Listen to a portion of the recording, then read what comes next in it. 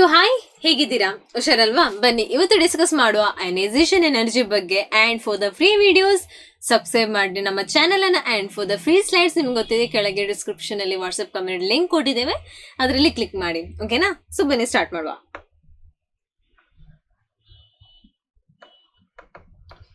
Ionisation energy. ಓಕೆನಾ? ಈಗ ಅದೇನಂತ ಬರಿಬೇಡ್ವಾ? ಯಾ, the energy required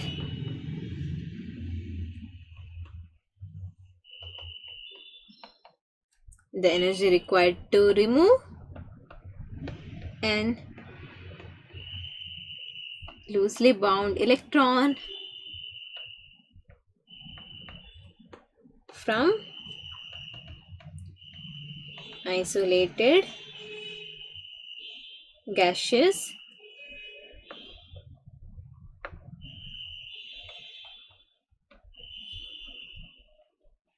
atom to form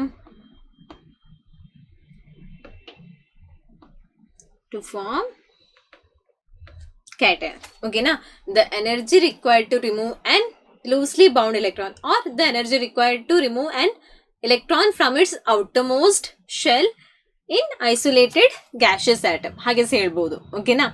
to form cation. ಅರ್ಥ ಆಯ್ತಾ? ಒಂದು ಆಟಮ್ ಇದೆ. ಓಕೆನಾ? ಸಪೋಸ್ ಇಲ್ಲಿ ನೋಡಿ, ಸಪೋಸ್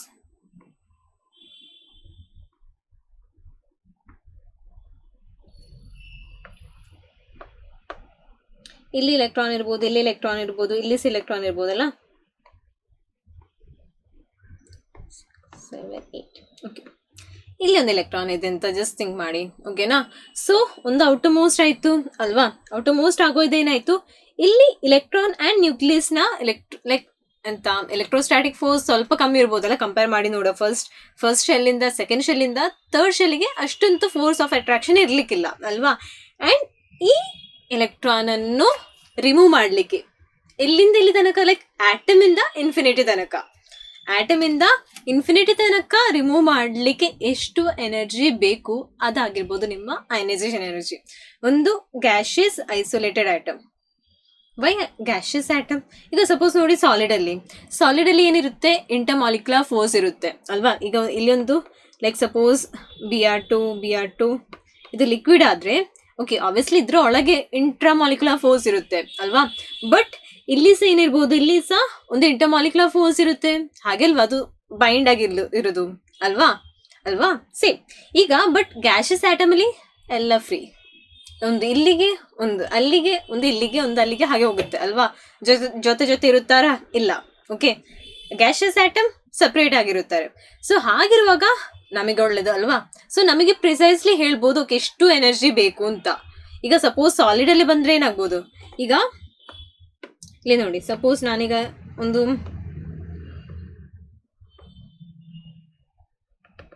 ಇದು ಬೇಡ,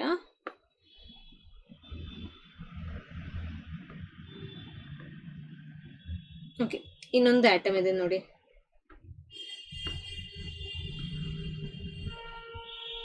ಓಕೆನಾ? ಈಗ ಏನಾಗುತ್ತೆ, ಸಪೋಸ್ ಇಲ್ಲಿ ಒಂದು ಎಲೆಕ್ಟ್ರಾನ್ ಇದೆ. ಓಕೆ, ಇದರಲ್ಲಿ ಒಂದು ಫೋರ್ಸ್ ಆಫ್ ಅಟ್ರಾಕ್ಷನ್ ಅಂತೀರೇ ಇರ್ಬೋದು ಅಲ್ವಾ? ಇಲ್ಲಿ ಫೋರ್ಸ್ ಆಫ್ ಅಟ್ರಾಕ್ಷನ್ ಇದೆ. ಅಂಡ್ ಬಟ್ ಸ್ವಲ್ಪ ಇಲ್ಲಿ ನೋಡು, ಇಲ್ಲಿ ಸಹ ಇದರ ಫೋರ್ಸ್ ಆಫ್ ಅಟ್ರಾಕ್ಷನ್ ಇರ್ಲಿಕ್ಕಿಲ್ವಾ? ಲೈಕ್ ಇಲ್ಲಿ ಒಂದು ಮ್ಯಾಗ್ನೆಟ್ ಅಂತ ಅನ್ಸ್ಕೊಳ್ಳಿ. ಈ ನ್ಯೂಕ್ಲಿಯಸ್ ಅನ್ನೇನು ಒಂದು ಮ್ಯಾಗ್ನೆಟ್ ಅಂತ ಜಸ್ಟ್ ಇಮ್ಯಾಜಿನ್ ಮಾಡಿ. Okay, just through out imagine ಮಾಡಿ. ನಿಮಗೆ ನಾನು ಬೆಸ್ಟ್ ಎಕ್ಸಾಂಪಲ್ಸ್ ಹೇಳ್ತೀನಿ. ಓಕೆನಾ? ಹಾಗಾದ್ರೆ ಅರ್ಥ ಆಗ್ಬೋದು ಬೇಗ. ಇದೊಂದು ಮ್ಯಾಗ್ನೆಟ್ ಆಯ್ತಾ? ಅಯ್ಯೋ, ಮ್ಯಾಗ್ನೆಟ್ ಹೋಯ್ತಾ? ಬಂತು. ಸೊ ಮ್ಯಾಗ್ನೆಟ್ ಆಯ್ತಾ? ಇಲ್ಲಿ ಇಲೆಕ್ಟ್ರಾನ್ ಏನು ಕಾಯಿನ್ಸ್ ಅಂತ ಅನ್ಕೊಳ್ಳಿ. ಓಕೆ, ಆಬ್ವಿಯಸ್ಲಿ ಅಲ್ಲಿ ಫೋರ್ಸ್ ಆಫ್ ಅಟ್ರಾಕ್ಷನ್ ಅಂತ ಇರುತ್ತೆ, ನಿಮಗೆ ಗೊತ್ತಿದೆ ಅಲ್ವಾ? ಈಗ ಇಲ್ಲಿ ಅಂದ್ರೆ ಇಲ್ಲಿ ಕಾಯಿನ್ ಇರ್ತಿದ್ರೆ ಏನಾಗ್ತಿತ್ತು, ಲೈಕ್ ಫೋರ್ಸ್ ಆಫ್ ಅಟ್ರಾಕ್ಷನ್ ಜಾಸ್ತಿ ಇರ್ತಿತ್ತು. ನಿಮಗೆ ಫೀಲ್ ಆಗ್ಬೋದಲ್ವಾ? ಲೈಕ್ ಒಂದು ಮ್ಯಾಗ್ನೆಟ್ ಹತ್ತಿರ ಒಂದು ಕಾಯಿನ್ ತಗೊಂಡು ಬಂದ್ರೆ ಇಷ್ಟೇ ಡಿಸ್ಟೆನ್ಸ್ ಇದ್ರೆ ಅದು ಬೇಗ ಇದಾಗುತ್ತೆ ಅಲ್ವಾ? ಅದೇ ಸ್ವಲ್ಪ ಡಿಸ್ಟೆನ್ಸ್ ದೂರ ಇಟ್ರೆ ಅಲ್ಲಿ ಫೋರ್ಸ್ ಆಫ್ ಅಟ್ರಾಕ್ಷನ್ ಏನಾಗುತ್ತೆ, ಸ್ವಲ್ಪ ಕಮ್ಮಿ ಆಗುತ್ತೆ. ಡಿಸ್ಟೆನ್ಸ್ ಜಾಸ್ತಿ ಹೋಗೋ ಹಾಗೇನೆ ಅಲ್ಲಿ ಫೋರ್ಸ್ ಆಫ್ ಅಟ್ರಾಕ್ಷನ್ ಏನಾಗುತ್ತೆ, ಕಮ್ಮಿ ಆಗುತ್ತೆ. ಸೇಮ್ ಕಾನ್ಸೆಪ್ಟ್ ಇಲ್ಲಿ ಹಾಕಿ ಮಾರ್ರೆ. ಇಲ್ಲಿ ಏನಾಗುತ್ತೆ, ನ್ಯೂಕ್ಲಿಯಸ್ ಅಂಡ್ ಎಲೆಕ್ಟ್ರೋಸ್ಟಾಟಿಕ್ ಫೋರ್ಸ್ ಇದೆ, ಸೇಮ್. ಮ್ಯಾಗ್ನೆಟ್, ಕಾಯಿನ್, ಹಾಗೆ ಥಿಂಕ್ ಮಾಡಿ. ಓಕೆನಾ? ಅದೇ ನಾನು ಇಲ್ಲೊಂದು ಮ್ಯಾಗ್ನೆಟ್ ಇಟ್ಟೆ, ಇಲ್ಲಿ ಕಾಯಿನ್ ಇಟ್ಟೆ, ಅಂಡ್ ಇಲ್ಲಿ ಒಂದು ಸ್ವಲ್ಪ ಇದರಲ್ಲಿ ಒಂದು ಮ್ಯಾಗ್ನೆಟ್ ಇಟ್ಟರೆ, ಸಪೋಸ್ ಈ ಕಾಯಿನಿಗೆ ಇದ್ರ ಸಹ ಸ್ವಲ್ಪ ಏನಾಗ್ಬೋದು, ಫೋರ್ಸ್ ಆಫ್ ಅಟ್ರಾಕ್ಷನ್ ಫೀಲ್ ಆಗ್ಬೋದು ಅಲ್ವಾ? ಸೊ ಸೇಮ್ ಅದಕ್ಕೆ ನಾವು ಸಾಲಿಡ್ ತೆಗೆಯೋದಿಲ್ಲ. ಓಕೆನಾ, ಸಾಲಿಡ್ ಲಿಕ್ವಿಡ್ ತೆಗೆಯೋದಿಲ್ಲ. ಬಿಕಾಸ್ ಅಲ್ಲಿ ಆ ನ್ಯೂಕ್ಲಿಯಸ್ನ ಚಾರ್ಜ್ ಬೇರೆ, ಅಂದರೆ ಆ ಮಾಲಿಕ್ಯೂಲ್ ಆ ಆಟಮ್ದಲ್ಲ ಬೇರೆ ಆಟಮ್ನ ಅಲ್ಲಿ ಏನಾಗ್ಬೋದು, ನ್ಯೂಕ್ಲಿಯಸ್ನ ಚಾರ್ಜ್ ಸಹ ಕೌಂಟ್ ಆಗ್ಬೋದು. ಸೊ ನಮಗೆ ಜಾಸ್ತಿ ಎನರ್ಜಿ ಹಾಕ್ಬೇಕಾಗ್ಬೋದಲ್ವಾ. ಈಗ ಸಪೋಸ್ ಇಲ್ಲೊಂದು ಮ್ಯಾಗ್ನೆಟ್ ಇದೆ, ಇಲ್ಲೊಂದು ಮ್ಯಾಗ್ನೆಟ್ ಇದೆ, ಆ್ಯಂಡ್ ಇಲ್ಲಿಂದ ನನಗೆ ಕಾಯಿನ್ ತೆಗಿಬೇಕಾದ್ರೆ ಸ್ವಲ್ಪ ಜಾಸ್ತಿನೇ ನನಗೆ ಫೋರ್ಸ್ ಹಾಕಬೇಕು, ಜಾಸ್ತಿನೇ ಏನಾಗಬೇಕು, ಎನರ್ಜಿ ಹಾಕಬೇಕು ಅಲ್ವಾ. ಸೊ ನಾವೇನು ಮಾಡ್ತೀವಿ, ಒಂದು ಸಪ್ರೇಟ್ ಆಗಿ ಒಂದು ಆಟಮ್ ಇಡ್ತೀವಿ. ಓಕೆನಾ, ಅದರಿಂದ ಔಟರ್ಮೋಸ್ಟ್ ಶೆಲ್, ಆಬ್ವಿಯಸ್ಲಿ ಆ ಲಾಜಿಕ್ ಗೊತ್ತಾಯ್ತಲ್ಲ. ಯಾಕೆ ಔಟರ್ಮೋಸ್ಟ್ ಶೆಲ್ ಅಂದರೆ ಬಿಕಾಸ್ ನ್ಯೂಕ್ಲಿಯಸ್ ಆ್ಯಂಡ್ ಔಟರ್ಮೋಸ್ಟ್ ಶೆಲ್ಲಿನ ಎಂಥ ಫೋರ್ಸ್ ಆಫ್ ಅಟ್ರಾಕ್ಷನ್ ಕಮ್ಮಿ ಇರ್ಬೋದು ಕಂಪ್ಯಾರಿಟಿವ್ಲಿ ಅದರೊಳಗಿರೋದ್ರಿಂದ ಅಲ್ವಾ. ಸೊ ಹಾಗಾದರೆ ಆ ಔಟರ್ಮೋಸ್ಟ್ ಶೆಲ್ಲಿನಿಂದ ಇಲೆಕ್ಟ್ರಾನ್ ದೂರ ಅಂದರೆ ಇನ್ಫಿನಿಟಿ ತನಕ. ಸಪೋಸ್ ಇಲ್ಲಿ ನನ್ನ ಕೈಲಿಂದ ಆಟಮ್ ಇದೆ ಅಂತ ಅಂದ್ಕೊಳ್ಳಿ, ಇಲ್ಲಿಂದ ಇಲ್ಲಿ ತನಕ ತಗೊಂಡು ಹೋದ್ರು ಇದಕ್ಕೆ ಇನ್ಫಿನಿಟಿ ಅಲ್ವಾ. ಬಿಕಾಸ್ ಎಲೆಕ್ಟ್ರಾನ್ ಅಷ್ಟು ಸಣ್ಣದು ಮಾರ್ರೆ, ಅದಕ್ಕೆ ಅಂತ ಇಲ್ಲಿಂದ ಇಲ್ಲಿ ತನಕ ಹೋದರೆ ಅದು ಇನ್ಫಿನಿಟಿ ಆಗ್ಬೋದಲ್ವಾ. ಸೊ ಆಬ್ವಿಯಸ್ಲಿ ಅದಾದ ನಂತರ ಈ ನ್ಯೂಕ್ಲಿಯಸ್ಗೆ ಇದರ ಮೇಲೆ ಒಂದು ಫೋರ್ಸ್ ಆಫ್ ಅಟ್ರಾಕ್ಷನ್ ಹಾಕ್ಲಿಕ್ಕೆ ಆಗ್ಲಿಕ್ಕಿಲ್ಲ ಅಲ್ವಾ. ಸೊ ಈ ಎಲೆಕ್ಟ್ರಾನನ್ನು ತೆಗೆದು ಒಂದು ಇನ್ಫಿನಿಟಿಗೆ ಹಾಕ್ಲಿಕ್ಕೆ ಎಷ್ಟು ಎನರ್ಜಿ ಬೇಕು, ಅದು ಏನು ನಮ್ಮ ಅಯನೈಸೇಷನ್ ಎನರ್ಜಿ. ಕ್ಲಿಯರಾ? ಡೌಟ್ ಇಲ್ಲಲ್ಲ? ಓಕೆ, ಈಗ ಯಾವುದೆಲ್ಲ ಫ್ಯಾಕ್ಟರ್ಸ್ ಎಫೆಕ್ಟ್ ಆಗೋದು ನೋಡುವನಾ. ನಾನು ಹೇಳಿ ಆಯಿತು ಆಬ್ವಿಯಸ್ಲಿ, ಆದರೂ ಸಹ ಒಂದು factors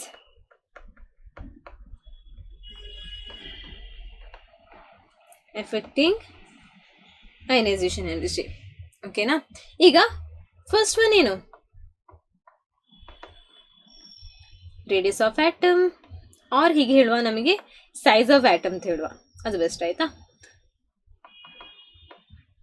size of the atom. Okay, ಈಗ ಸೈಜ್ ಇನ್ಕ್ರೀಸ್ ಆಗುತ್ತೆ ಅಂತ ಅಂದ್ರೇನು, ಲೈಕ್ ಅದರ ಶೆಲ್ಸ್ ಆ್ಯಡ್ ಆಗ್ತಾ ಹೋಗ್ತೇವೆ ಅಲ್ವಾ, ಫ್ರಮ್ ಟಾಪ್ ಟು ಬಾಟಮ್ ಅದರ ಸೈಜ್ ಇನ್ಕ್ರೀಸ್ ಆಗುತ್ತೆ ಅಲ್ವಾ. ಈಗ ನೋಡಿ, ಸಪೋಸ್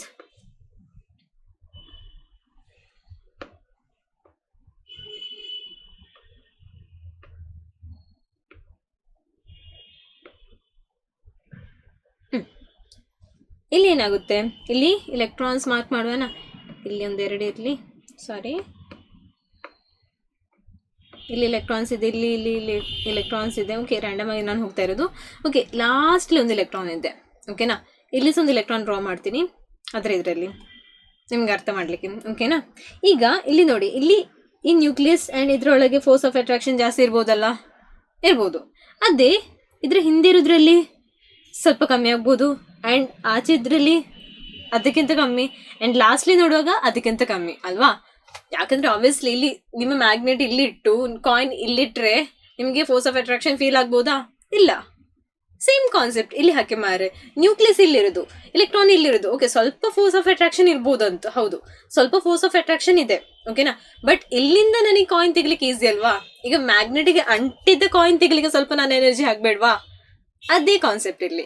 ಓಕೆನಾ, ಲೈಕ್ ನ್ಯೂಕ್ಲಿಯಸ್ನ ಹತ್ತಿರ ಆದರೆ ಜಸ್ಟ್ ಎಂತ ಶೆಲ್ ಕಮ್ಮಿ ಆದರೆ ಅಲ್ಲಿ ಏನಾಗ್ಬೋದು, ಫೋರ್ಸ್ ಆಫ್ ಅಟ್ರಾಕ್ಷನ್ ಜಾಸ್ತಿ ಇರ್ಬೋದು. ಹಾಗಾದ್ರೆ ನಮಗೆ ಜಾಸ್ತಿ ಎನರ್ಜಿ ಹಾಕಬೇಕು ಅಲ್ಲಿಂದ ಆ ಎಲೆಕ್ಟ್ರಾನನ್ನು ತೆಗಿಲಿಕ್ಕೆ. ಅದೇ ಎಲೆಕ್ಟ್ರಾನ್ ಸ್ವಲ್ಪ ದೂರ ಇದ್ರೆ ನಮಗೆ ಈಸಿ ಅಲ್ವಾ. ಅದೇ ಈಗ ಸಪೋಸ್ ಅನ್ಕೊಳ್ಳಿ, ಈಗ ನಾಯಿ ಮರಿ ಓಕೆನಾ, ಅದರ ಬಾಯಿ ಹತ್ತಿರ ನೀವು ಏನಾದರೂ ಬಿಸ್ಕೆಟ್ ಇಡ್ತೀರಾ. ಓಕೆನಾ, ಆ ಬಿಸ್ಕೆಟ್ ತೆಗಿಲಿಕ್ಕೆ ನಿಮಗೆ ಎನರ್ಜಿ ಅಂದರೆ ಸ್ವಲ್ಪ ಧೈರ್ಯ ಸಹ ಬೇಕು ಅಲ್ವಾ, ತುಂಬ ಧೈರ್ಯ ಬೇಕು. ಆ ಬಾಯಿ ಒಳಗಿದ್ರೆ ಅದಕ್ಕಿಂತ ಜಾಸ್ತಿ ಬೇಕು, ಅದು ಸ್ವಲ್ಪ ದೂರ. ಓಕೆನಾ, ಆ ಗೂಡಿನ ಸ್ವಲ್ಪ ದೂರ ಇಟ್ಟರೆ ಓಕೆ ಬೇಗ ತೆಗೆದು ಓಡಿ ಬರ್ಬೋದು ಅಲ್ವಾ. ಆ್ಯಂಡ್ ಸ್ವಲ್ಪ ದೂರನೇ ಇಟ್ಟರೆ ಆಬ್ವಿಯಸ್ಲಿ ನಿಮಗೆ ಅಷ್ಟು ಧೈರ್ಯ ಸಹ ಬೇಡ, ಅಷ್ಟು ಎನರ್ಜಿ ಸಹ ಬೇಡ. ಸೇಮ್ ಕಾನ್ಸೆಪ್ಟ್, ಅರ್ಥ ಆಯ್ತಾ? ಕ್ಲಿಯರ್ ಆಯ್ತಾ? ಓಕೆ, ಸೊ ಹೀಗೆ ಬರುವ, as the size of the atom increases,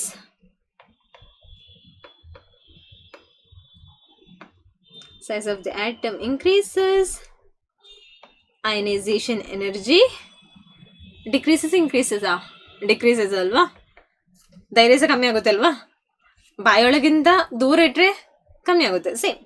okay, ಅದಾದ ನಂತರ ನ್ಯೂಕ್ಲಿಯರ್ ಚಾರ್ಜ್. ಓಕೆ, ಈಗ ನಾನು ನಿಮ್ಮ ಹತ್ರ ಮ್ಯಾಗ್ನೆಟ್ ಹೇಳಿದ್ದೆ, ಇಲ್ಲ ಜಸ್ಟ್ ಹೀಗೆ ಮಾಡಿ ಆ ನಾಯಿಯ ಸೈಜ್ ಜಾಸ್ತಿ ಮಾಡಿ. ಓಕೆ, ದೊಡ್ಡ ಲೈಕ್ ನಾಯಿ ಆದರೆ, ಲೈಕ್ ಒಂದು ಕಾಪರ್ ಲೈಕ್ ಕಚ್ಚುವ ನಾಯಿ ಆದರೆ ನಿಮಗೆ ಧೈರ್ಯ ಎಷ್ಟು ಬೇಕು ಮರ, ಜಾಸ್ತಿ ಬೇಡವಾ?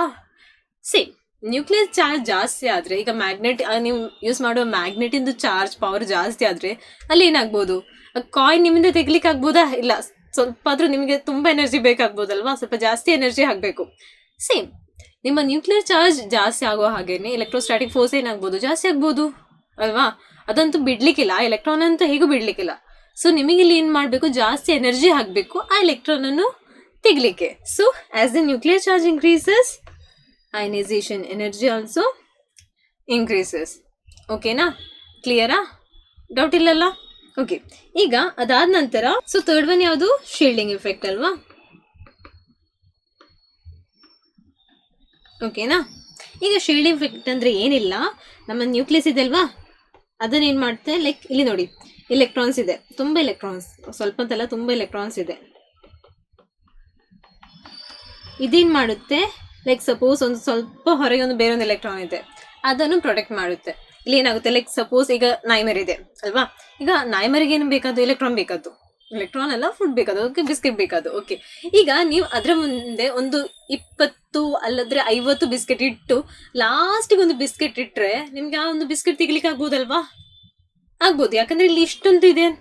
ಸೇಮ್ ಈಗ ಸಪೋಸ್ ನೀವು ಮ್ಯಾಗ್ನೆಟ್ ಅಲ್ಲಿ ನೀವು ಕಾಯಿನ್ ಹಾಕಿ ಹಾಕಿ ಹಾಕಿ ಲೈಕ್ ತುಂಬ ಹಾಕಿದ ನಂತರ ಅದ್ರ ಏನಾಗುತ್ತೆ, ಪವರ್ ಹೇಗೂ ಕಮ್ಮಿ ಆಗೋದಿಲ್ಲ, ಬಟ್ ಈ ಕಾಯಿನ್ಸ್ ಅನ್ನು ಹಿಡಿಲಿಕ್ಕೆ ಸಹ ಅದೊಂದು ಇದು ಮಾಡುತ್ತಲ್ವಾ. ಲಾಸ್ಟ್ ಆಗೋ ಕಾಯಿನಿಗೆ ಅಷ್ಟೊಂದು ಫೋರ್ಸ್ ಆಫ್ ಅಟ್ರಾಕ್ಷನ್ ಇರ್ಲಿಕ್ಕಿಲ್ಲ. ಅದೇ ನೀವು ಕಾಯಿನ್ ತೆಗೆದು ಜಸ್ಟ್ ಆ ಒಂದು ಸೇಮ್ ಡಿಸ್ಟೆನ್ಸ್ ಇಂದ ನೀವು ಕಾಯಿನ್ ಹಿಡಿದ್ರೆ ಅಲ್ಲಿ ಫೋರ್ಸ್ ಆಫ್ ಅಟ್ರಾಕ್ಷನ್ ಏನಾಗುತ್ತೆ, ಜಾಸ್ತಿ ಆಗುತ್ತೆ. ಸೊ ಇಲ್ಲಿ ನೋಡಿದ್ರೆ ಫಸ್ಟ್ ಕೇಸಲ್ಲಿ ಏನಾಯ್ತು, ಈ ಕಾಯಿನ್ಸ್ ಎಲ್ಲ ಏನು ಒಂಥರ ಪ್ರೊಟೆಕ್ಟಿವ್ ಶೀಲ್ಡ್ ತರ ಆಕ್ಟ್ ಮಾಡ್ತಾ ಇತ್ತು ಅಲ್ವಾ. Same here. ಸೊ ಹಾಗಾದ್ರೆ ಶೀಲ್ಡಿಂಗ್ ಎಫೆಕ್ಟ್ ಜಾಸ್ತಿ ಆದ್ರೆ ಏನಾಗ್ಬೋದು, ಇಲ್ಲಿ ನಮ್ಮ ಅಯನೈಸೇಷನ್ ಎನರ್ಜಿ ಏನಾಗ್ಬೋದು, ಕಮ್ಮಿ ಅಲ್ವಾ. ಶೀಲ್ಡಿಂಗ್ ಎಫೆಕ್ಟ್ ಜಾಸ್ತಿ ಆದ್ರೆ ನಮಗೆ ಅಷ್ಟು ಎನರ್ಜಿ ಬೇಕಾ, ಲೈಕ್ ಒಂದು ಮ್ಯಾಗ್ನೆಟ್ ಅಲ್ಲಿ ಸುತ್ತಲೂ ಕಾಯಿನ್ಸ್ ಹಾಕಿ ಹಾಕಿ ಹಾಕಿ ಲಾಸ್ಟ್ ಕಾಯಿನ್ ಓಕೆ ಹೇಗನೋ ಸ್ವಲ್ಪ ಫೋರ್ಸ್ ಆಫ್ ಅಟ್ರಾಕ್ಷನ್ ಇತ್ತು ಅಲ್ಲಿ ಹಾಕಿ ಬಿಟ್ಟು ಅದು ತೆಗಿಲಿಕ್ಕೆ ನಿಮ್ಗೆ ಜಾಸ್ತಿ ಎನರ್ಜಿ ಬೇಕಾ, ಬೇಡಲ್ವಾ, ಸ್ವಲ್ಪ ಎನರ್ಜಿ ಸಾಕಲ್ವಾ. ಸೊ ಹಾಗಿದ್ರೆ ಶೀಲ್ಡಿಂಗ್ ಪವರ್ ಇನ್ಕ್ರೀಸ್ ಆಗ್ತದ್ರೆ ಇಲ್ಲಿ ಅಯನೈಸೇಷನ್ ಎನರ್ಜಿ ಏನಾಗ್ಬೋದು, ಕಮ್ಮಿ ಆಗ್ಬೋದು. ಕ್ಲಿಯರ್ ಅಲ್ವಾ? ಆಯ್ತು. ಅದಾದ ನಂತರ ಫೋರ್ತ್ ಒನ್ ಏನು, ನಿಮ್ಮ half filled or full filled substance. ಓಕೆನಾ, half filled or full filled electronic configuration ಅಲ್ಲಿ ಏನಾಗ್ಬೋದು, ಅದೇನು ದೇ ಆರ್ ಮೋರ್ ಸ್ಟೇಬಲ್ ಅಲ್ವಾ, more stable. Half filled and full filled electronic configure substance ಅಂದ್ರೆ ಅದೇನು ಲೈಕ್ ಜಾಸ್ತಿ ಸ್ಟೇಬಲ್ ಆಗಿರುತ್ತೆ. ಒಮ್ಮಾರೆ ಸ್ಟೇಬಲ್ ಆದ್ರೆ ನಮಗೆ ಕಷ್ಟ ಅಲ್ವಾ, ಸ್ಟೇಬಲ್ ಆದ್ರೆ ನಮಗೆ ಅಲ್ಲಿ ಜಾಸ್ತಿ ಎನರ್ಜಿ ಹಾಕಬೇಕು. ಓಕೆನಾ, ಸ್ಟೇಬಲ್ ಆದ್ರೆ ಏನಾಗಬೇಕು, ಅಲ್ಲಿ ಜಾಸ್ತಿ ಎನರ್ಜಿ ಆಗಬೇಕು. ನೀವು ಲೈಕ್ ಎಲೆಕ್ಟ್ರಾನಿಕ್ ಕಾನ್ಫಿಗರೇಷನ್ ಕಂಪೇರ್ ಮಾಡಿ ನೋಡುವಾಗ ಅಲ್ಲಿ ಹಾಫ್ ಫೀಲ್ಡ್ ಲೈಕ್ 2p3 ಇದ್ರೆ ಅಲ್ಲಿ ನಿಮ್ಗೆ ಜಾಸ್ತಿ ಎನರ್ಜಿ ಹಾಕಬೇಕು. ಓಕೆನಾ, ಲೈಕ್ 2p4ಗಿಂತ 2p3ಗೆ ಜಾಸ್ತಿ ಎನರ್ಜಿ ಆಗಬೇಕು. ಅಂಡ್ 2p6 ಇದ್ರೆ ಅದಕ್ಕೆ ಜಾಸ್ತಿ ಆಗಬೇಕು. ಅರ್ಥ ಆಯ್ತಾ? Like half filled and full field ನಿಮ್ಗೆ ಎಲೆಕ್ಟ್ರಾನಿಕ್ ಕಾನ್ಫಿಗರೇಷನ್ ಕಂಡ್ರೆ ಅದಕ್ಕೆ ಜಾಸ್ತಿ ಏನು ಬೇಕು, ಅಯನೈಸೇಷನ್ ಎನರ್ಜಿ ಬೇಕು. Because they are stable. Obviously stable ಆದ ಜನದ್ರಿಂದ ನೀವು ತೆಗಿಬೇಕಾದ್ರೆ ಸ್ವಲ್ಪ ಬೇಕಲ್ಲ, ಎನರ್ಜಿ ಬೇಕಲ್ಲ. ಸೊ ಮೋರ್ ಸ್ಟೇಬಲ್ ಅಂದ್ರೆ ಏನು, ಮೋರ್ ಅಯನೈಸೇಷನ್ ಎನರ್ಜಿ ಇನ್ಕ್ರೀಸಸ್. ಕ್ಲಿಯರಾ? ಡೌಟ್ ಇಲ್ಲಲ್ಲ? ಓಕೆ, ಈಗ ಸಪೋಸ್ ನಿಮ್ಮ ಕೈಲೊಂದು ಆಟಮ್ ಇದೆ ಎಮ್ ಅಂತ. ಓಕೆನಾ, ಗ್ಯಾಷಸ್ ಆಟಮ್ ಅಲ್ವಾ. ಈಗ ನಾನೊಂದು ಅಯನೈಸೇಷನ್ ಎನರ್ಜಿ ಹಾಕ್ತೀನಿ IU1. ಸೊ ಇದರಲ್ಲಿ ಏನು ಚೇಂಜ್ ಆಗ್ಬೋದು, ಲೈಕ್ M+ ಅಲ್ಲಿ ಚೇಂಜ್ ಆಗ್ಬೋದು, ಗಿವಿಂಗ್ ಔಟ್ 1 ಎಲೆಕ್ಟ್ರಾನ್. ಆಯ್ತಾ? ಅದಾದ ನಂತರ M+ same second ionisation energy ಹಾಕ್ತೀನಿ, ಯಾವುದರಲ್ಲಿ ಕನ್ವರ್ಟ್ ಆಗ್ಬೋದು, M2+ ಎಲೆಕ್ಟ್ರಾನ್. ಓಕೆನಾ, ಅದಾದ ನಂತರ M2+ I3 gives M3+ electrons.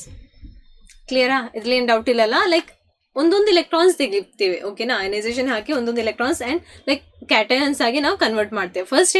First neutral atom ಇಂದ, ಮತ್ತೊಂದು ಮೋನೋವ್ಯಾಲೆಂಟ್ ಕ್ಯಾಟಯನ್ ಇಂದ, ಮತ್ತೊಂದು ಡೈವ್ಯಾಲೆಂಟ್ ಕ್ಯಾಟಯನ್ ಇಂದ ಎಲೆಕ್ಟ್ರಾನ್ಸ್ ತೆಗಿತಾ ಇದ್ದೇವೆ. ಓಕೆನಾ, ಇಲ್ಲಿ ಕೆಮಿಸ್ಟ್ರಿಯಲ್ಲಿ ಎಕ್ಸೆಪ್ಷನ್ಸ್ ಅಂತೂ ಇರುತ್ತೆ. ಹಾಗಾದ್ರೆ ಇಲ್ಲಿ ಸಹ ಬೇಡವಾ?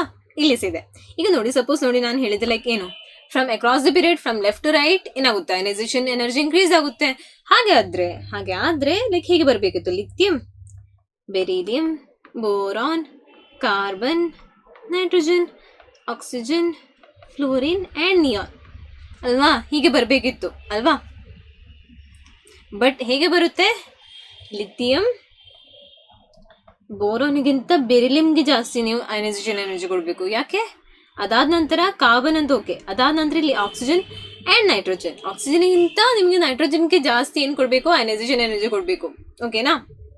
ಅದಾದ ನಂತರ ಫ್ಲೋರಿನ್, ಅದಾದ ನಂತರ ನಿಯಾನ್. ಇಲ್ಲಿ ಯಾಕೆ ಹೀಗೆ ಬರುತ್ತೆ ಅಂತ ಹೇಳ್ತೇನೆ. ಲೈಕ್ ಇಲ್ಲಿ ನೋಡಿ, ಇದೇನು ಬೆರಿಲಿಯಮ್ದೇನು 2s2 ಅಲ್ವಾ, ಆ್ಯಂಡ್ ಬೋರನ್ದು ಏನು ಬರುತ್ತೆ 2s2 2p1 ಬರುತ್ತೆ ಅಲ್ವಾ, 2s2 2p1 ಬರುತ್ತೆ. ಆ್ಯಂಡ್ ಸೇಮ್ ವಿತ್ ಇಲ್ಲಿ ನೈಟ್ರೋಜನ್ ಏನು ಬರುತ್ತೆ 2p3 ಬರುತ್ತೆ. ಇಲ್ಲಿ ಎಷ್ಟು ಬರ್ಬೋದು 2p4. 2p3 ನೆನ್ಪುಂಟಾ, ಹಾಫ್ ಫೀಲ್ಡ್, ಜಾಸ್ತಿ ಸ್ಟೇಬಲ್. ಆ್ಯಂಡ್ ಇಲ್ಲಿ ಎಸ್ ಅಲ್ಲಿ ನೋಡಿದ್ರೆ, ಇಲ್ಲಿ ಎಸ್ ಅಲ್ಲಿ ಫುಲ್ ಫಿಲ್ಡ್ ಆಗಿದೆ ಅಲ್ವಾ, ಎಸ್ ಆಪ್ಷನಲ್ಲಿ 2 ಎಲೆಕ್ಟ್ರಾನ್ಸ್ ಮ್ಯಾಕ್ಸಿಮಮ್ ಅದು ಫಿಲ್ ಆಗಿದೆ. ಹಾಗಾದ್ರೆ ಅದೇನಾಗುತ್ತೆ, ಜಾಸ್ತಿ ಸ್ಟೇಬಲ್ ಆಗುತ್ತೆ. ಸೊ ಇದು ನೆನ್ಪಿಟ್ಕೊಳ್ಳಿ, ಇದೊಂದು ಇಂಪಾರ್ಟೆಂಟ್. ಓಕೆನಾ. ಇನ್ನು ಕ್ವಶನ್ ಮಾಡಿ ನೋಡುವನಾ, ಬನ್ನಿ. ಸಪೋಸ್ ಏನು ಕೊಟ್ಟಿದ್ದಾರೆ ಇಲ್ಲಿ, ಸಪೋಸ್ ಅನ್ಕೊಳ್ಳಿ, ಎ ಸಡನ್ ಜಂಪ್ ಬಿಟ್ವೀನ್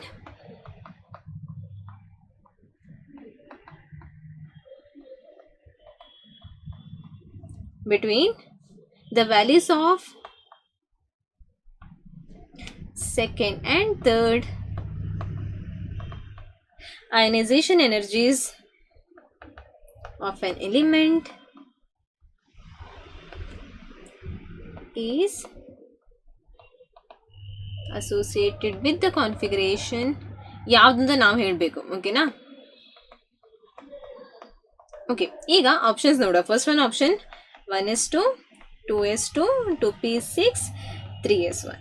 ಓಕೆನಾ. ಅದಾದ ನಂತರ B option 1s2 2s2 2p6 3s2 3p1. ಅದಾದ ನಂತರ 1s2 2s2 2p6 3s2 3p2 ಆಯ್ತಾ. ಆ್ಯಂಡ್ ಫೋರ್ತ್ ಒನ್ ಬಿ ಯಾವುದು, ಡಿ ಯಾವುದು 1s2 2s2 2p6 and 3s2.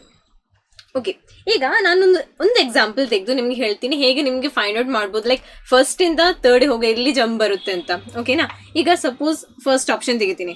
First optionally ಏನಾಗ್ಬೋದು, ಫಸ್ಟ್ ಆಪ್ಷನಲ್ಲಿ ಲಾಸ್ಟಿಂದ 2 ತೆಗಿಯೋ, ಅಷ್ಟು ಸಾಕು, ಅದರ ಮುಂಚೆ ಇರೋದೆಲ್ಲ ಬೇಡ.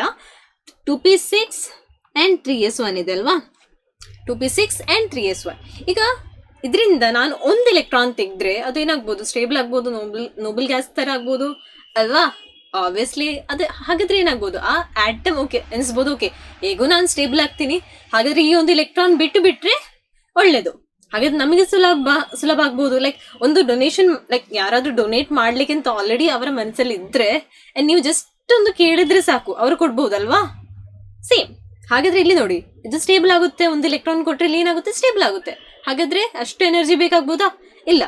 ಸೊ ಇದೇನಾಗ್ಬೋದು, ಫಸ್ಟ್ ಅಯನೈಸೇಷನ್ ಎನರ್ಜಿ. ಆದ ನಂತರ ಏನಾಗ್ಬೋದು, ಇಲ್ಲಿ ಹೀಗೆ ಬರೆಯೋಣ ನಿಮಿಷ. ಸೊ ನಮ್ಮ ಕೈಲಿ ಏನಿದೆ 2p6 3s1 ಇದೆ ಅಲ್ವಾ.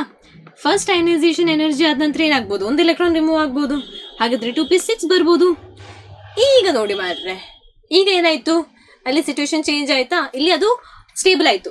ಇನ್ನು ಸ್ಟೇಬಲ್ ಆದ ನಂತರ ಅದು ಕೊಡ್ಬೋದಾ, ಇಲ್ಲ. ಹಾಗಾದ್ರೆ ನಮ್ಗೆ ಏನ್ ಮಾಡ್ಬೇಕು, ಅಲ್ಲಿ ಜಾಸ್ತಿ ಎನರ್ಜಿ ಆಗ್ಬೇಕು ಅಲ್ವಾ.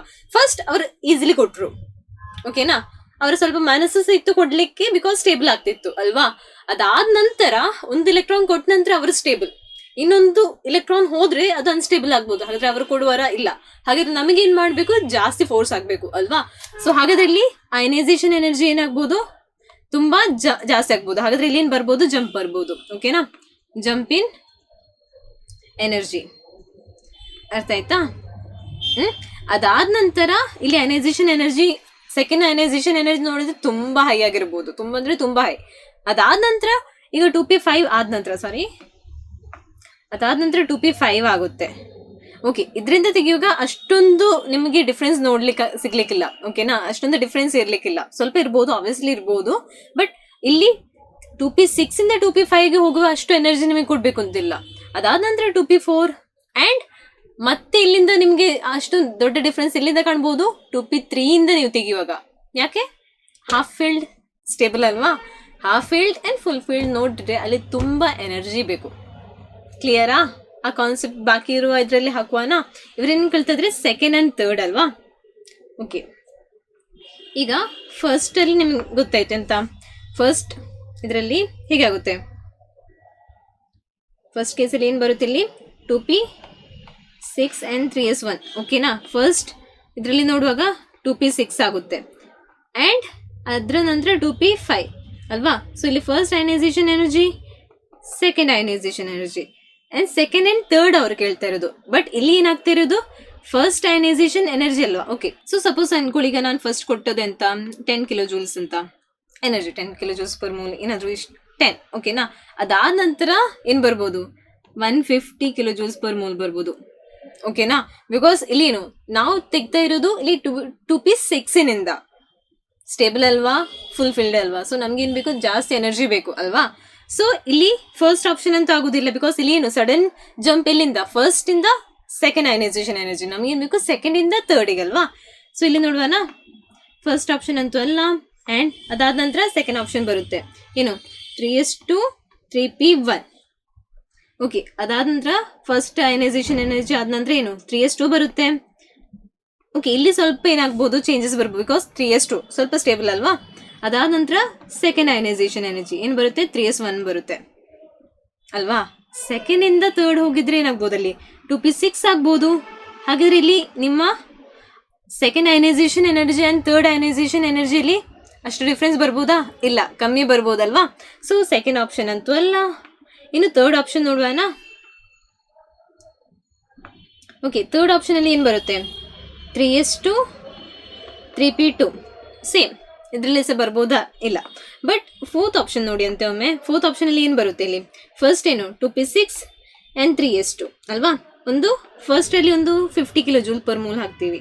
ಓಕೆ, ಏನಾಯಿತು 2p6 3s1 ಆಯಿತು ಅಲ್ವಾ. ಅದಾದ ನಂತರ ಸೆಕೆಂಡ್ ಅಯನೈಸೇಷನ್ ಎನರ್ಜಿ ಒಂದು ಎಷ್ಟು ಬರ್ಬೋದು, ಒಂದು 100 ಕಿಲೋ ಜೂಲ್ಸ್. ಓಕೆನಾ, ಒಂದು 50-50 ಡಿಫ್ರೆನ್ಸ್, ಓಕೆನಾ. ಬಿಕಾಸ್ ಆಲ್ರೆಡಿ ಒಂದು ನಾವು ತೆಗೆದಿದೆ ಅಲ್ವಾ. ಹಾಗಾದ್ರಲ್ಲಿ ನಂಬರ್ ಆಫ್ ಪ್ರೋಟಾನ್ಸ್ ಏನಾಗುತ್ತೆ ಸೇಮ್ ಇರುತ್ತೆ. ನಾವು ಆಲ್ರೆಡಿ ಒಂದು ಆಟಮ್ನಿಂದ ಎಲೆಕ್ಟ್ರಾನ್ಸ್ ತೆಗೆದ ನಂತರ ಅಲ್ಲಿ ಏನಾಗ್ಬೋದು ಪ್ರೋಟಾನ್ಸ್ ನ್ಯೂಕ್ಲಿಯರ್ ಚಾರ್ಜ್ ಜಾಸ್ತಿ ಆಗ್ಬೋದು, ಅದು ಇನ್ನೂ ಸಹ ಹಿಡಿಬೋದು. ಸೊ ಕಮ್ಮಿ ಆಗ್ಲಿಕ್ಕಿಲ್ಲ, ಜಾಸ್ತಿ ಆಗುತ್ತೆ, ಓಕೆನಾ. ಬಟ್ ಎಲ್ಲಿಯಾದ್ರೂ ನಿಮ್ಮಲ್ಲಿ ಸ್ಟೇಬಲ್ ಸಿಕ್ಕಿದ್ರೆ, full field or half field ಸಿಕ್ಕಿದ್ರೆ ಅಲ್ಲಿ ನಿಮಗೆ ಜಾಸ್ತಿನೇ ಎನರ್ಜಿ ಆಗಬೇಕು. ಆ ಒಂದು ಲಾಜಿಕ್ ಮನಸ್ಸಲ್ಲಿ ಇಡಿ, ಓಕೆನಾ. ಅದಾದ ನಂತರ ಇಲ್ಲಿ ಏನಾಗುತ್ತೆ 2p6 ಆಗುತ್ತೆ ಅಲ್ವಾ. ಇನ್ನು 2p6 ನಿಮಗೆ 2p5 ಮಾಡಬೇಕಾದ್ರೆ ಏನು ಬೇಕು, ಇಲ್ಲಿ ಒಂದು ಜಸ್ಟ್ ಜಾಸ್ತಿನೇ ಕೊಡಬೇಡವಾ, ಇಲ್ಲಿ ಒಂದು 300 ಕಿಲೋ ಜೂಲ್ ಹಾಕುವನಾ. ಬಿಕಾಸ್ ನೀವೇನು ತೆಗಿಯೋದು 2p6 ನೀವು ತೆಗಿಯೋದು. ಓಕೆ, ನಾನು ಹೀಗೆ ಬರೀತೇನೆ, ಒಂದು ನಿಮಿಷ. ಫಸ್ಟ್ ಏನು 2p6 3s2 ಅಲ್ವಾ. ಇಲ್ಲಿ ಫಸ್ಟ್ ಅಯನೈಸೇಷನ್ ಎನರ್ಜಿ ಆದ ನಂತರ ಇಲ್ಲಿ ಏನಾಗ್ಬೋದು 2p6 3s1 ಆಗ್ಬೋದು ಅಲ್ವಾ. ಅದಾದ ನಂತರ ಸೆಕೆಂಡ್ ಅಯನೈಸೇಷನ್ ಎನರ್ಜಿಯಲ್ಲಿ 2p6 ಆಗ್ಬೋದು. ಇಲ್ಲಿಂದ ಇಲ್ಲಿ ಚೇಂಜಸ್ ಜಸ್ಟ್ ಒಂದು 50 ಕಿಲೋ ಜೂಲ್ ಪರ್ ಮೂಲ್. ಓಕೆ, ಇಲ್ಲಿಂದ ಸಹ ಬೇಡವಾ, ಇಲ್ಲಿಂದ ಸಹ ಬೇಕಲ್ವಾ ಫಸ್ಟ್ ಅಯನೈಸೇಷನ್ ಎನರ್ಜಿ. ಒಂದು ನಿಮಿಷ. 2p6 3s2 first ionisation energy ಒಂದು 50 ಕಿಲೋ ಜೂಲ್, ಓಕೆನಾ. ಅದಾದ ನಂತರ ಏನಾಗುತ್ತೆ 2p6 3s1 ಆಗುತ್ತೆ. ಅದರಿಂದ ಎಲೆಕ್ಟ್ರಾನ್ ತೆಗಿಬೇಕಿದ್ರೆ ನಾನೊಂದು ಆಲ್ಮೋಸ್ಟ್ 100 ಕಿಲೋ ಜೂಲ್ಸ್ ಹಾಕಲೇಬೇಕು ಅಲ್ವಾ, ಬಿಕಾಸ್ ಇಲ್ಲಿ ನಂಬರ್ ಆಫ್ ಪ್ರೋಟಾನ್ಸ್ ಏನೇ ಇರುತ್ತೆ. ಸೊ ಏನಾಗುತ್ತೆ ಇಲ್ಲಿ ಫಸ್ಟ್ ಸೆಕೆಂಡ್ ಅಯನೈಸೇಷನ್ ಎನರ್ಜಿ ಆಯಿತಾ. ಅದಾದ ನಂತರ ನಾನು ಇಲ್ಲಿಂದ ತೆಗೆಯೋದು 2p6 ಎಲೆಕ್ಟ್ರಾನ್ಸ್ ತೆಗೆಯೋದು. ಸೊ ಹಾಗಿದ್ರೆ ಸ್ವಲ್ಪ ಕೆಲಸ ಇದೆ ಅಲ್ವಾ, ಸ್ವಲ್ಪ ಜಾಸ್ತಿನ ಎನರ್ಜಿ ಬೇಕು. ಸೊ ಹಾಗಾದ್ರೆ ಇಲ್ಲಿ ಎಷ್ಟು ಇರ್ಬೋದು, ಆಲ್ಮೋಸ್ಟ್ 500 ಕಿಲೋ ಜೂಲ್ಸ್ ಇರ್ಬೋದಾ. ಓಕೆನಾ. So third ionisation energy. So ಇಲ್ಲಿಂದ 50 100 ಓಕೆ, ಬಟ್ 100 500 ಸಡನ್ ಜಂಪ್ ಇಲ್ವಾ. ಸೊ ಜಸ್ಟ್ ಹಾಗೆ ನೋಡಿದ್ ಸಾಕು, ಓಕೆನಾ. ಸೊ ನಮ್ಮ ಆಪ್ಷನ್ ಏನು ಬರುತ್ತೆ ಫೋರ್ತ್ ಆಪ್ಷನ್. ಅರ್ಥ ಆಯ್ತಾ. ಸೊ ಅಯನೈಸೇಷನ್ ಎನರ್ಜಿ ಅಂದ್ರೆ ಏನು, the energy required to remove an electron from loosely bound outermost shell in gaseous isolated atom, ಓಕೆನಾ. ಅದರಲ್ಲಿ ಏನೆಲ್ಲ ಫ್ಯಾಕ್ಟರ್ಸ್ ಇರುತ್ತೆ, like size of the atom ಅಥವಾ radius of the atom, nuclear charge ಅದರ ಮೇಲೆ depend ಆಗಿರುತ್ತೆ, ಶೀಲ್ಡಿಂಗ್ ಎಫೆಕ್ಟ್ ಅದರ ಮೇಲೆ ಸಹ ಡಿಪೆಂಡ್ ಆಗಿರುತ್ತೆ, and half field or full field ಅದು ಸಹ ನೋಡಿಬಿಡಿ. ಆ್ಯಂಡ್ ಎಕ್ಸೆಪ್ಷನ್ಸ್ ಇದೆ, ಅದು ನೆನ್ಪಿಡ್ಬೇಕು, ಓಕೆನಾ. ಆ್ಯಂಡ್ ಈ ಥರದ್ದು ಕ್ವಶನ್ಸ್ ಪ್ರಾಕ್ಟೀಸ್ ಮಾಡಿ, ಓಕೆನಾ. ಸೊ ಇವತ್ತಿಗಿಷ್ಟೇ. So bye guys.